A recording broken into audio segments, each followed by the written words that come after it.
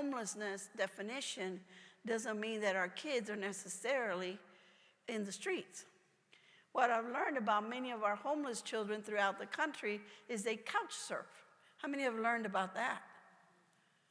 And that means that they end up in a building or some sort of a structure, but that doesn't mean that they are not homeless. When my mother and my dad were subjected, there was no other place to live but the railroad. I always think about my mother and her attitude, right? When she said to my dad, Pedro, cuando regreses, voy a poner cortinas. And basically she's ordering my dad that when he comes back from the foundry, that they're going to put up curtains. And my dad, scratching his head, is thinking, man, my Mexican wife's lost her sight now. There are no windows.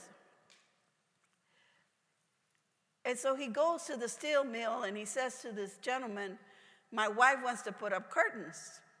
And he says, listen, you live in a boxcar, Castillo. There are no windows.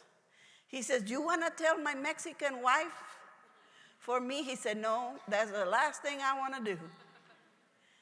And so they found a way to put the same pipes from the steel mill and weld them inside this boxcar.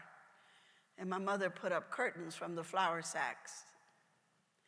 And it was later that night that my father found the courage to ask my mother, why would you do something when it doesn't exist? And her answer, I think, is what I hear a lot of homeless children and their families share with me from Brooklyn to Seattle. This is our reality. And this is where we live, in a shelter. And this is where we're at. And like my mother said, this is where you brought me, Pedro. But this is not where we will stay.